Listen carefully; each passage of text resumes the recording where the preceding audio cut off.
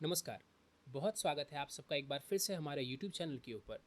आज के कार्यक्रम में हम सूर्य के सप्तम भाव में होने के प्रभाव को समझने वाले हैं विवाह के ऊपर। यानी कि यदि आपकी कुंडली के सातवें भाव से सूर्य का संबंध बन रहा है तो ये आपके विवाह के ऊपर, वैवाहिक जीवन के ऊपर किस प्रकार का प्रभाव देने वाले होंगे, आज के इस कार्यक्रम में हम समझेंगे। तो बिना कोई समय गवाए सीधे आज के कार्यक्रम के ऊपर चलते हैं। देखिए, सूर्य जो है ये कुंडली में पावर का कारक माना जाता है, अथॉरिटी का कारक माना जाता है, साथ ही साथ ईगो को भी ये दर्शाने वाला होता है। जो डोमिनेंसी होती है यानी कि दूसरों को दबाना, खुद को आगे रखना, ये भी सूर्य के अंतर्गत ही आता है। गुस्से को भी हम सूर्य से देखते हैं।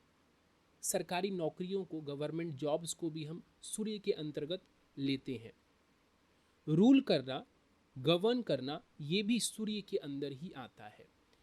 तो इन चीज़ों के जो कारक हैं सूर्यदेव, इस सूर्य को आपने कुंडली के सप्तम भाव में बिठा दिया। सप्तम भाव बहुत अन्य चीज़ों का भी है, लेकिन आज इस कार्यक्रम में हम केवल विवाह के ऊपर फोकस करने जा रहे हैं कि यदि सूर्य आपके सप्तम भाव में है तो ये आपके वैवाहिक जीवन के ऊपर कैसा प्रभाव देने वाला है, ये हम आज के कार्यक्रम में समझेंगे।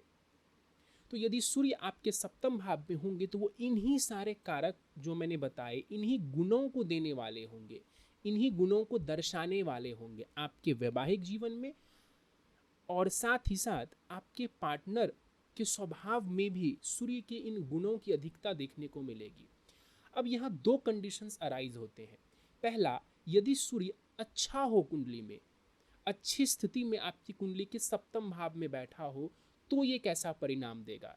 तो सबसे पहले हम समझते हैं कि यदि कुंडली में सूर्य शुभ होकर के, अच्छे होकर के, अच्छी स्थिति में कुंडली के सातवें भाव में बैठे हों तो ये आपके विवाह को क्या दर्शाते हैं, कैसा दर्शाते हैं। देखिए, सूर्य यहाँ पर ये दर्शाएगा कि पार्टनर जो है वो अच्छे बैकग्राउंड से आता है, क्योंकि देखिए सूर्य स्टेटस का कारक है। तो पार्टनर अच्छे बैकग्राउंड से होगा यदि आपका सूर्य सप्तम में बली होकर के बैठा है। साथ ही साथ ये भी दर्शाता है कि आपका पार्टनर सरकारी नौकरी करता हो या फिर किसी बड़े पद पर कार्यरत है। कई लोगों की शादी होती है ना, कि बहुत नॉर्मल घर से वो आते हैं और उनकी शादी ऐसे पार्टनर से हो जाती है जो कि बहुत बड़े पोस्ट पर होते हैं, कोई बड़ा कार्य कर रहे होते हैं। तो इसकी संभावना बन जाती है यदि अच्छा सूर्य सप्तम भाव में विराजमान हो। विवाह के पश्चात आपको अपने पार्टनर की वजह से सम्मान मिलेगा समाज में। हो सकता है आपका पार्टनर कुछ ऐसा करता हो, ऐसे पद पर हो, तो उसके कारण विवाह के बाद आपको भी सम्मान मिले। साथ ही साथ वो सम्मान आपको अपने अंदर महसूस भी होगा। कहने का मतलब है कि जब आपका विवाह होगा तो कहीं ना कहीं हमारा पार्टनर जैसा भी होता है उसका कुछ, उसके गुणों का प्रभाव, उस व्यक्ति का प्रभाव हमारे ऊपर पड़ता है। तो यदि वो अच्छे पद पर होंगे, अच्छी स्थिति में होंगे, तो डेफिनेटली उसकी वजह से हमें भी बेहतर कॉन्फिडेंस महसूस होगा, खुद को बेहतर समझेंगे हम भी। तो ये यहाँ पर नज़र आता है। आप खुद को ज़्यादा कॉन्फिडेंट महसूस करोगे आफ्टर मैरिज, क्योंकि देखिए यहाँ पर जो सूर्य है ये आपके पॉजिटिव गुणों को बढ़ाएगा। यदि वो अच्छी स्थिति में है तो आपके अंदर पॉजिटिव गुणों को वो बढ़ाने वाला होगा। तो सूर्य कॉन्फिडेंस का कारक माना जाता है। अच्छी स्थिति में आपने बिठाया तो आफ्टर मैरिज आपका भी कॉन्फिडेंस यहाँ पर बढ़ाने वाला होगा। आपका पार्टनर ऐसा हो सकता है जो ज़रूरत पड़ने पर आपको गाइड करे। कई बार लाइफ में हमको गाइडेंस की ज़रूरत पड़ती है, तो यहाँ पर आपको ऐसा पार्टनर मिल सकता है जो आपको ज़रूरत पड़ने पर अच्छी सलाह दे, अच्छा गाइड करे आपको। ये एक अच्छे सूर्य की सप्तम भाव में होने पर निशानी है। साथ ही साथ ये भी दर्शाता है कुंडली में कि आप दोनों जो पार्टनर्स हैं वो एक दूसरे का सम्मान करेंगे, एक दूसरे को वो स्पेस देंगे, एक दूसरे की कद्र करेंगे, एक दूसरे के भावनाओं की कद्र करेंगे। यहाँ पर ये सूर्य इस चीज़ को डेफिनेटली देने वाले होंगे। अब यहाँ दूसरी स्थिति भी पॉसिबल है। यदि सूर्य यहाँ पर अशुभ होके बैठे हों, यानी कुंडली में वो शुभ नहीं है, या वो सप्तम में बैठे हैं, पीड़ित होके बैठे हैं, यानी कि अच्छा सूर्य नहीं है वो, और फिर वो मेरे मैरिज को प्रभावित कर रहा है, तब ये सूर्य कैसा परिणाम देगा हमारे वैवाहिक जीवन को लेकर के। देखिए, अगर यहाँ पर अशुभ सूर्य या पीड़ित सूर्य बैठा है तो पार्टनर के साथ ईगो का क्लैश होगा। पार्टनर घमंडी हो सकता है, जिस वजह से आप दोनों के बीच में ईगो का क्लैश देखने को मिले। साथ ही साथ ये भी दर्शाता है कि आपका पार्टनर आपको डोमिनेट करने की कोशिश करेगा, यानी कि आपको दबाने की कोशिश करेगा। अब देखिए, वैवाहिक जीवन में क्या होना चाहिए कि दोनों पति पत्नी साथ चलें, एक दूसरे की भावनाओं की कद्र करें, लेकिन यहाँ पर एक ऐसा पार्टनर आपको मिल जाएगा जो कि आपको डोमिनेट करने की कोशिश करेगा, और इस वजह से डेफिनेटली मैरिड लाइफ प्रभावित होगी। गुस्सा देखने को मिलेगा, उस पार्टनर के अंदर गुस्सा देखने को मिलेगा, तो रिश्तों में भी कहीं ना कहीं परेशानी आएगी। पार्टनर के कारण आपके कॉन्फिडेंस के ऊपर नकारात्मक प्रभाव पड़ेगा। याद करिए, अभी थोड़ी देर पहले मैंने बताया कि यदि आपका सूर्य अच्छी स्थिति में यहाँ बैठा हो तो शादी के बाद कॉन्फिडेंस बढ़ जाएगा, लेकिन अब अशुभ चूंकि यहाँ पर बैठा है तो ये कॉन्फिडेंस को खराब करने वाला होगा।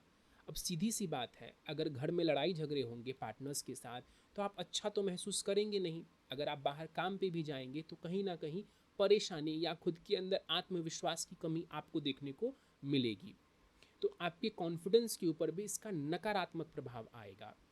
आफ्टर मैरिज आपके सोशल स्टेटस पर बुरा प्रभाव पड़ सकता है। देखिए, ऐसा कोई पार्टनर मिल गया आपको जो कि समाज की नज़रों में अच्छा नहीं है, या उसका बिहेवियर ऐसा है कि समाज उसको अच्छा नहीं मानता, और अब आप दोनों की शादी हुई है, तो डेफिनेटली उसकी वजह से आपका भी सोशल स्टेटस नीचे गिर सकता है, खराब हो सकता है। इसके अलावा यदि सूर्य यहाँ पर बैठा है तो ये बैड मैरिज को इंडिकेट करता है कि शादीशुदा जिंदगी में ये परेशानी देगा। क्यों? क्योंकि देखिए, सूर्य का सप्तम भाव में बैठना, इसको बेस्ट प्लेसमेंट हम पहली बात कहते नहीं हैं, क्योंकि सूर्य अपने आप में एक मेलेफिक प्लैनेट है, एक क्रूर ग्रह है। ऊपर से हमने कहा कि ये सूर्य सिर्फ बैठा ही नहीं है, अशुभ होके बैठा है या पीड़ित होके बैठा है। इसका मतलब डेफिनेटली ये मैरिड लाइफ में परेशानियों को दर्शा रहा है। अगर यहाँ पर सूर्य इस स्थिति में हुआ तो जो रोमांस वाला फैक्टर है ना, वो भी कहीं ना कहीं खराब कर देंगे ये सूर्यदेव, कि रिश्तों में वो जो मैरिड लाइफ में रोमांस वाला जो फैक्टर होना चाहिए वो देखने को नहीं मिलेगा। चिड़चिड़ापन बढ़ाने वाला होगा। रिश्ते की वजह से, वैवाहिक जीवन की वजह से आपके अंदर आत्मविश्वास की कमी, चिड़चिड़ापन बढ़ना, जो कि आपका नेचर था नहीं, लेकिन चूंकि शादी में परेशानी आ रही है इसलिए कहीं ना कहीं आपके अंदर भी चिड़चिड़ापन दिखने को मिल सकता है। तो ऐसा कुछ प्रभाव सूर्य देने वाले होंगे यदि वो बुरी स्थिति में कुंडली के 7वें भाव में बैठे हुए हैं। देखिए, दोनों ही सिचुएशन मैंने आपको बता दी। यदि सूर्य सप्तम में शुभ स्थिति में है तो किस तरीके से विवाह में परिणाम देंगे, वैवाहिक जीवन को रखेंगे, और अगर बुरी स्थिति में है तो वो किस तरीके से वैवाहिक जीवन के ऊपर अपना परिणाम देने वाले होंगे। अब समझने वाली बात ये है कि ये विवाह को देखने का केवल एक फैक्टर है।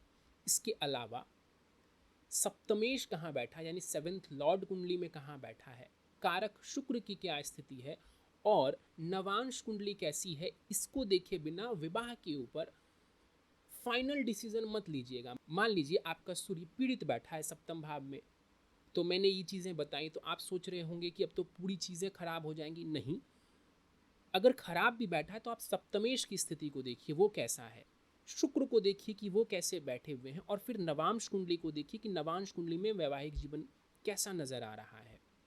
इसके बाद हम फाइनल कंक्लूजन पर पहुंच सकते हैं अपने मैरिज को लेकर के। तो एक फैक्टर डेफिनेटली सूर्य यदि यहाँ पर बैठा होगा तो इस तरीके के परिणाम वैवाहिक जीवन में जरूर देखने को मिलेंगे। चलिए, तो आज हमने ये समझा कि यदि सूर्य 7वें भाव में हो, 7th हाउस में हो, तो इस प्रकार के परिणाम ये सूर्यदेव देने वाले होते हैं। विवाह के लिए हमने समझा। यहाँ पर बहुत जल्द मैं इस सीरीज में चंद्रमा और उसके आगे के जो भी ग्रह हैं उसके प्रभाव कैसे रहते हैं विवाह के ऊपर, यदि वो सप्तम में बैठे हों, इसके कार्यक्रम जल्दी लेकर के आने वाला हूँ। तो यदि आपको ये कार्यक्रम पसंद आ रहा है तो इस वीडियो को लाइक कीजिए, यदि इस वीडियो से जुड़ा कोई सवाल है तो नीचे कमेंट बॉक्स में कमेंट करके आप मुझसे पूछ सकते हैं। चैनल को अभी तक सब्सक्राइब नहीं किया है तो आपसे सब्सक्राइब कर दें ताकि ऐसे और वीडियोज़ आपको समय समय पर मिलते रहें। इस वीडियो में फ़िलहाल इतना ही। आप सभी का बहुत बहुत धन्यवाद।